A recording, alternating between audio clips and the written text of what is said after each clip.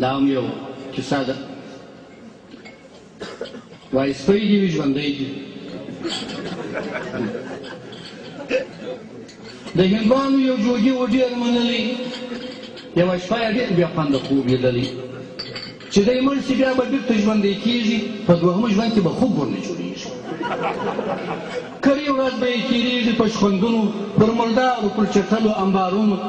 تر نامه به یې چټلې څلور پښې وي تل ککڼه به یې خوله او دوې سږمې وي هر سړي به وي له ځان څخه شړلي ماشومانو به په لښتو یې وهلي چې جوګي سو له درانه خوبه راپورته سر یې کښته کړ د خپل ګریوان ولور ته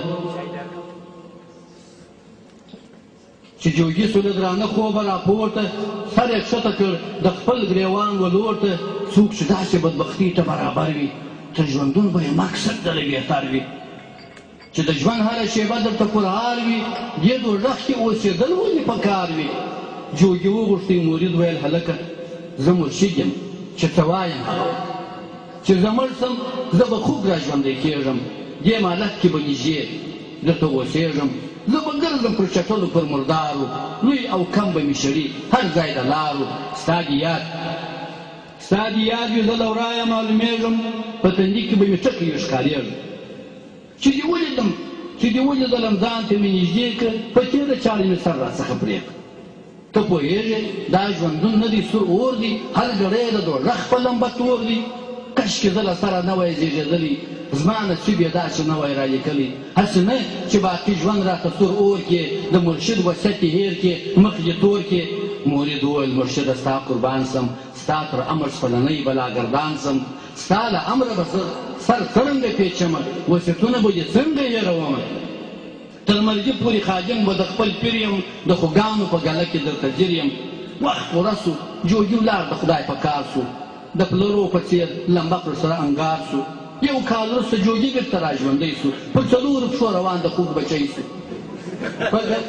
په ګله کې به روان و د خوږانو ګرځېدی پر امبارونو د ښاریانو خپل مرید یې په تندي کې خال لیدلی په ګله کې یې له لرې پېژندلی هم د لاس هم یې د سترګو اشاره کړه له بغل څخه چاړه یې ورښکاره کړه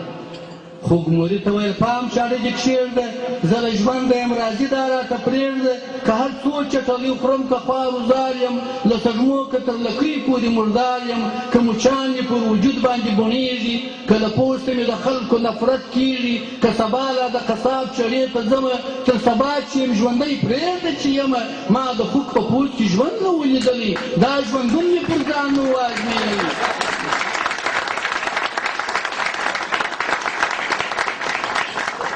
که سبا لا د قصاب چړې ته ځمه تر سبا چې یم ژوندی پرېږده چې یمه ما د خوږ په پوست کې ژوند نه و لیدلی دا ژوندون مې پر ځان نه و ازمېیلی د دې نوي ژوند لا بل رنګه مزه ده پر مردارو چټلیو مې میله ده زه دې خوږ زه دې چټل یم چې ژوندی یم خوښ په ژوند یم که سړی یم که سپی یم